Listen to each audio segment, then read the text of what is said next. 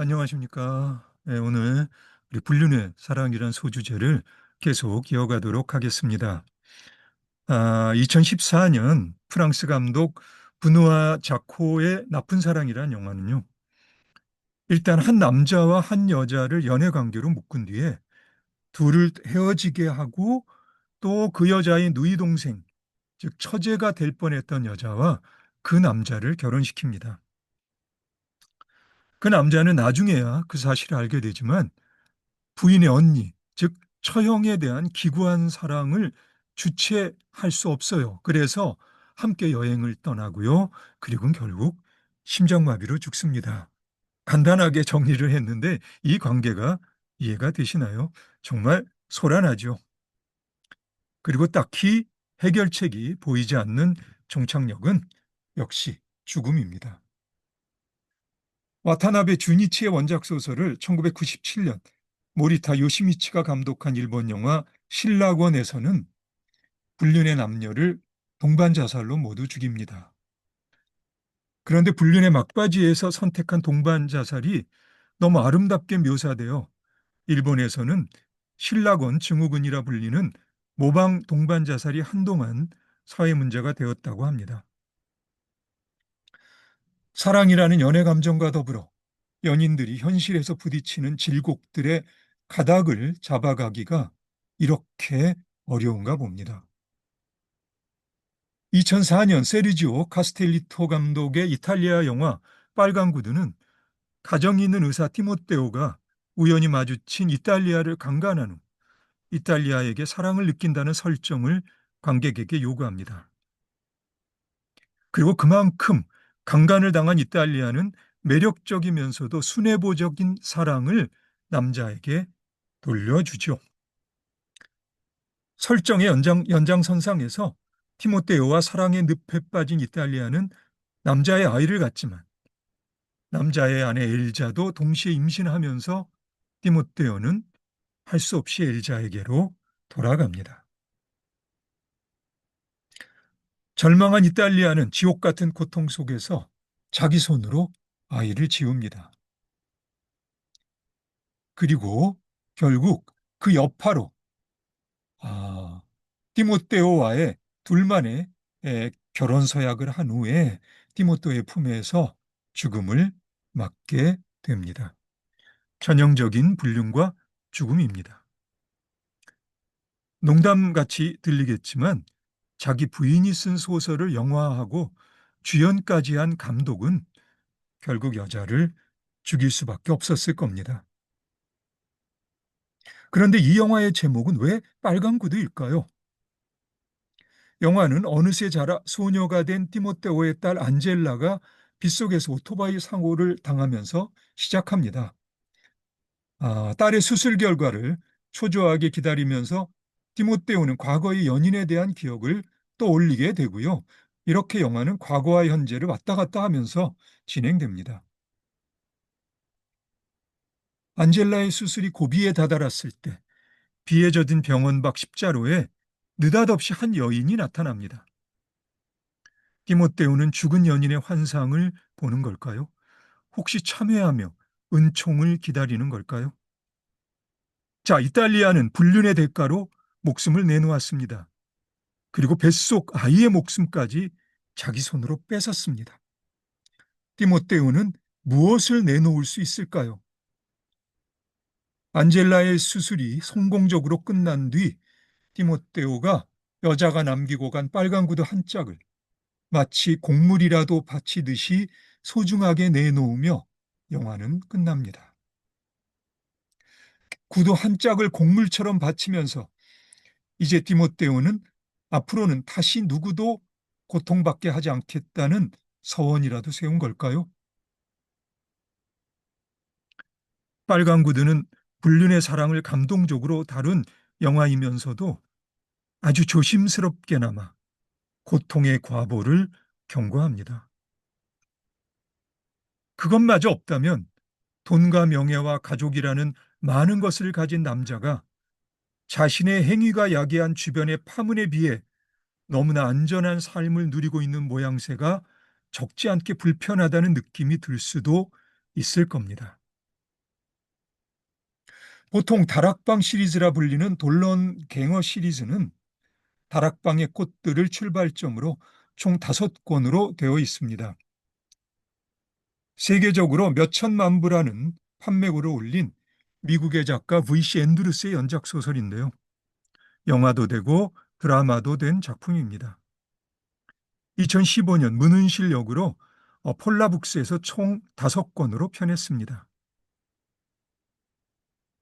이 시리즈는 한마디로 대하 막장 드라마입니다. 이 소설의 중심에는 오빠와 누이의 금지된 사랑이 있습니다. 그런데 이들을 둘러싸고 주변에서 벌어지는 막장의 소용돌이가 너무 엄청나서요. 이 오누이의 나쁜 사랑이 오히려 착한 사랑으로 보일 정도입니다. 실제로 V.C. 앤드루스는 미국 공포물의 대가 스티븐 킹의 버금가는 고딕 공포물의 작가로 평가받고 있습니다. 듣자 하니 다락방의 꽃들은 90년대 우리나라의 10대 소녀들 사이에서 많이 읽힌 소설이라고 하는데요. 그래서인지 이 소설이 한때 국가에서 지정한 청소년 권장도서 목록에도 올라 있었다고 합니다. 누군가는 국가교육부서 관리의 무능함을 비웃을 수도 있겠지만 바라건대 선생님들과 학생들이 함께 소설을 읽고 금기와 막장과 결함투성이인 인간의 감정에 대한 이야기를 나눌 기회를 마련하게끔 권장하는 깊은 뜻이 담겨 있었을 수도 있지 않았을까요? 가령 독일 작가 토마스 만의 선택된 인간을 생각해 보세요. 히틀러의 독일을 피해 미국에 망명 중이던 토마스 만은 중세의 궁정 시인 하르트만 폰 아우에의 서사시 그레고리우스에서 소재를 취해서 1951년 선택된 인간을 발표합니다. 왕가의 친오누이인 왕자 빌리기스와 공주 지발라가 서로 사랑을 하고 그 사이에서 태어난 아이 그레고리우스를 버리는데 그레고리우스가 자라 건장한 남자가 되어 사랑에 빠져 결혼하지만 아내가 자신의 친어머니 지발라인 것이 밝혀지고 17년이라는 시간 동안 스스로를 바위에 족쇄 채우고 참회와 속죄를 한 그레고리우스는 마침내 위대한 교황이 된다는 전설이 이 소설의 내용입니다.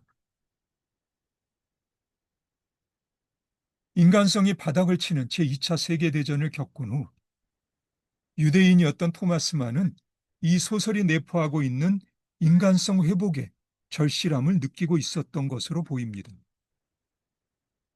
토마스만 스스로 이 소설을 자신의 후기를 대표하는 작품으로 생각한 것 같습니다.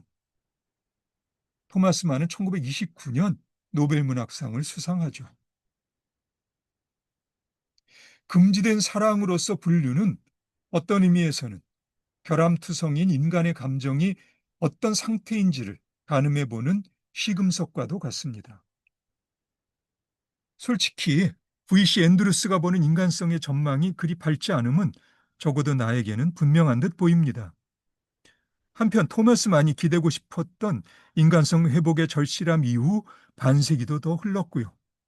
여러분의 전망은 어떠신지요? 2010년 헝가리 출신의 베네딕 플리고프 감독의 영화 우음은 이를테면 SF 영화입니다. 사랑하던 연인을 죽음으로 떠나보낸 레베카가 연인의 유전자 조직을 채취해서 잉태하고요. 자라서 성인이 된 아이 토마스에게서 연인을 보면서 결국 금지된 사랑을 나누는 내용입니다. 솔직히 나로서는 이 영화의 불륜도 소화하기가 쉽지 않았고요. 사랑을 나눈 후 토마스는 레베카 곁을 떠나지만 레베카는 다시 아이를 잉태하고 영화는 끝납니다. 내용도 심상치 않지만 영화의 분위기 또한 전체적으로 암울합니다. 뭐랄까요? 금기에 집착하는 끝을 보는 느낌입니다. 제목 음은 영어로 이렇게 쓰는데요. 자궁이란 뜻입니다. 보통 문득 2004년 홍상수 감독의 영화 여자는 남자의 미래다가 떠오르기도 합니다. 음의 세기말적 분위기와 비교하는 의미에서 1945년 데이빗 린 감독의 영국 영화 미래는 서로에게 끌린 유부남 알렉과 유부녀 로라가 짧은 시간 사랑하고 각자의 가정으로 돌아가는 이야기입니다.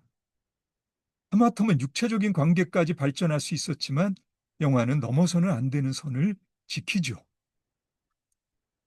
연애 감정만에 불리는 불륜이냐 아니냐를 놓고 갑론을박할 생각은 없습니다. 제2차 세계대전이 마무리되는 해에 발표된 이 영화는 불륜의 대리체험과 윤리적 배출구 사이에서 적절하게 균형을 지키면서 절제에 대한 정체적인 느낌 또한 작품에 잘 스며들어 있습니다. 영국의 극작가 노엘 코어드의 희곡 정돈된 삶, 스틸 라이프가 원작입니다. 1953년 이탈리아 감독 비토리오 데시카의 종착역은 또 어떤가요? 가정이 있는 미국 여자 로라와 이탈리아의 독신남 조바니 사이에 벌어진 짧은 사랑의 이야기인데요. 이 경우에도 육체적으로 자칫 위험할 수 있었던 상황이 다행인지 불행인지 영무원의 간섭에 의해 종결됩니다. 로라는 다시 마음을 잡고 자신의 돌봄이 절실히 필요한 딸과 남편에게로 돌아가고요. 미국 자본으로 제작된 이 영화가 미국에서 개봉될 때 제목은 미국인 가정주부의 무분별 Indiscretion of an American Wife였습니다. 이야기에 원하는 이탈리아 네오리얼리즘의 대표적인 작가 체사레 자바티니의 것이고요. 이탈리아 제작진과 미국 제작자 사이에 촬영 중에 꽤 심각한 갈등이 있었던 것으로 알려져 있습니다. 솔직히 종착역에서 미국인 가정주부 로라와 이탈리아 독신남 조반니는 이미 외모만으로도 상당히 매력적이어서요. 키스만으로도 불륜의 대리체험이 충분히 만족스러운 작품입니다. 그러면서도 동시에 등장인물들이 영무원에 의해 풍기문란으로 굴욕을 받으면서 분별의 경각심을 깨워주기도 하죠. 관객의 입장에서 실제 시간과 영화의 시간이 함께 흐르는 작품 전체가 분별과 무분별 사이에서 격렬하게 요동치는 심리적 롤러코스터 같은 느낌도 있습니다. 아슬아슬하게 줄타기의 균형을 맞춘다고나 할까요? 그럼에도 미국에서 개봉될 때에는 원래 상영 시간 89분짜리 영화가 64분으로 편집되고 맙니다. 앞에서 언급했던 미래와 닥터 지바고를 감독한 데이빗 리는 1970년 라이언의 딸을 발표합니다. 이 영화 또한 불륜의 이야기입니다. 제1차 세계대전이 저물어갈 즈음 아일랜드의 작은 마을에서 아일랜드의 바닷가 작은 마을에서 나이든 호라비 선생님 찰스와 결혼한 젊은 로지가 전쟁에서 부상을 입은 매력적인 영국 장교 랜돌프를 만나 격정적인 사랑에 빠집니다. 내 생각에 라이언의 딸은 아일랜드의 젊은 유부녀와 영국의 젊은 장교 사이에 불이 붙은 금지된 사랑을 통해 오리무중 같은 세상의 복잡한 현실을 시험하고 있습니다. 무기력한 남편 찰스는 로지의 불륜을 알고 있었으나 속수무책이었고요. 아일랜드의 독립을 열망하는 마을 사람들은 영국군과 내통하고 있다고 로지를 의심하죠.